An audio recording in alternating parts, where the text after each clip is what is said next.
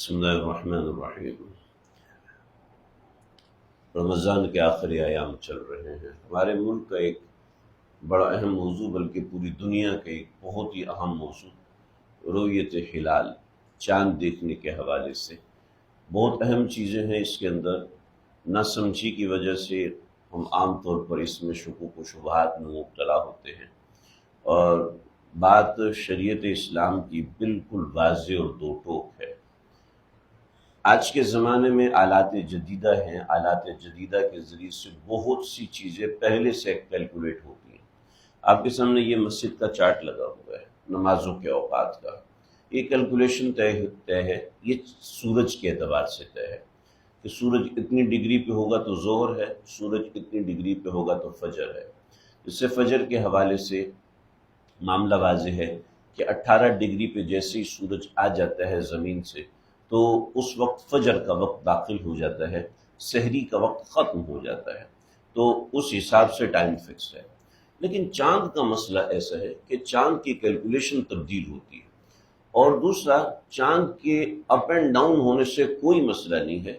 چاند کا حکم اللہ نے رؤیت سے لگایا ہوا ہے۔ چنانچہ چاند کی رؤیت کب ممکن ہے اور کب ممکن نہیں ہے، اس کی کیلکولیشن تو کی جا سکتی ہے، لیکن چاند دیکھنے کا اعتبار شریعت نے لوگوں پہ چھوڑا ہے کہ عام لوگ چاند دیکھیں گے تو کیا ترتیب ہوگی۔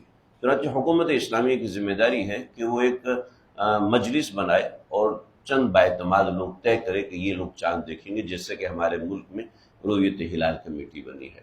اب ان کا طریقہ کار یہ ہوتا ہے کہ وہ عام مسلمین مسلمات سے شہادت لیتے ہیں۔ چنانچہ رمضان کا چاند اور محرم کا چاند، سفر کا چاند، ذی الحج کا چاند کے احکامات اور ہیں، عید کے چاند کے احکامات اور ہیں۔ جیسے رمضان کا چاند، اس کے احکام یہ ہیں کہ چاند دیکھنے میں جمع غفیر کا اعتبار ہے کہ اگر ایک بندہ آ کے کہتے ہیں جی میں نے چاند دیکھ لیا، تو دوسرے کی طرف جی مجھے نہیں پتا، تیسرا کہتا ہے مجھے نہیں پتا، لیکن چوتھا کہتے ہیں مجھے نہیں پتا، اور ایک علاقے سے کہتے ہیں ہم 15-20 لوگوں نے چاند دیکھا ہے، تو یہ جمع غفیر ہو گیا۔ جمع غفیر کی شہادت کا اعتبار ہوتا ہے، یعنی زیادہ لوگوں کی شہادت کا اعتبار ہوتا ہے رمضان کے چاند، عید کے چاند پہ۔ رمضان کے چاند کے اندر اگر دو بندے کہہ دیتے ہیں، عادلین، صحیح آدمی، سمجھدار آدمی کہہ دیتے ہیں ہم نے چاند دیکھا، تو رمضان کے چاند میں ان لوگوں کی باتوں کا اعتبار ہوگا۔ واضح احادیث میں تفصیلات ہیں، آپ نے فرمایا پہاڑ کے اوپر سے ایک آدمی آئے، اس نے کہا کہ میں نے چاند دیکھا، تو اس کی بات کا اعتبار کر کے روزہ رکھو۔ تو اور عید کے چاند کے لیے جمع غفیر کا اعتبار ہے، زیادہ لوگوں کا اعتبار ہے۔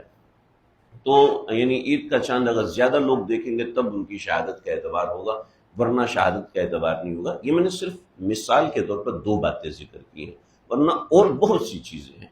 چنانچہ ایک تو یہ بات ہے۔ دوسری بات اختلاف مطالع۔ اختلاف مطالع کیا ہوتا ہے؟ اختلاف مطالع یہ ہوتا ہے کہ اس وقت یہاں پر فجر ہو رہی ہے، امریکہ میں عصر ہو رہی ہے، تو امریکہ والے ہی فجر پڑھیں گے یا عصر پڑھیں گے؟ عصر پڑھیں گے، اس لیے کہ مطلع کے اعتبار سے وہاں پر یعنی موسم سورج کے اعتبار سے وہاں پر عصر کا وقت ہے، لہٰذا وہاں پر عصر پڑھی جائے گی۔ اب یہاں پر معاملہ یہ ہے کہ بعض حضرات علماء کہتے ہیں اختلاف مطالع کا اعتبار نہیں ہے۔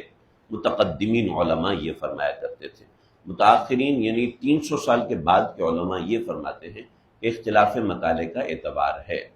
اس کا حاصل یہ ہے کہ دنیا میں کہیں ایک جگہ پر چاند نظر آ گیا تو وہ مہینہ شروع سمجھا جائے گا، اور دنیا میں کسی ایک جگہ پر چاند نظر آیا ہے تو اس علاقے میں شمار کیا جائے گا، ادروائز شمار نہیں کیا جائے گا۔ تو آج مسئلہ یہ ہے کہ اگر کسی ملک میں چاند نظر آتا ہے تو اس ملک پہ اس کا حکم لگے گا، دوسرے ملک پہ اس کا حکم نہیں لگے گا۔ چنانچہ بعض حضرات کہتے ہیں نہیں بھئی، جہاں بھی چاند نظر آ گیا ہم اس کا اعتبار کریں گے۔ چنانچہ آپ دیکھتے ہیں پشاور کے اندر اس نوعیت سے مسئلہ ہوتا ہے۔ ایسا نہیں کہ انہوں نے چاند دیکھ لیا ہوتا ہے، بلکہ وہ کہتے ہیں اگر دنیا میں کسی جگہ نظر آ گیا تو ہم روزہ رکھیں گے۔ تو اس وجہ سے کچھ اختلاف پایا جاتا ہے اور پریشانی ہو جاتی ہے۔ تو یہ دوسری بات ہے، تھوڑی سی دقیق ہے، لیکن اختلاف کی بنیادی وجہ یہ ہوتی ہے۔ ایسا نہیں ہوتا کہ جناب آپس میں لڑائی ہے، جھگڑا ہے، ایسا کچھ نہیں ہے۔ آپس میں کوئی ذاتی رنجش تو ہوتی نہیں، جو بھی مسئلہ ہے شرعی بنیادوں پر ہوتا ہے۔ تو یہ دوسری بات ہے۔ اب پہلی بات کی طرف ذرا دوبارہ آئے، سمجھے چاند کی کیلکولیشن کے اعتبار سے اس مرتبہ، جیسے میں مثال کے طور پہ بتا رہا ہوں، اس مرتبہ چاند کی کیلکولیشن پاکستان کے اندر یہ ہے کہ پاکستان کا جو گوادر سے آگے آخری شہر ہے تافتان، اس کے اندر چاند نظر آنے کا امکان ہے 10 ڈگری پر. یعنی چاند جب اس دفعہ ہم نے دیکھا تو چاند نظر آتا 75 ڈگری کے اوپر. یہ پہلے سے طے تھا کہ 75 ڈگری پہ چاند نظر آئے گا، اور 75 ڈگری کا چاند بڑی آسانی سے نظر آتا ہے.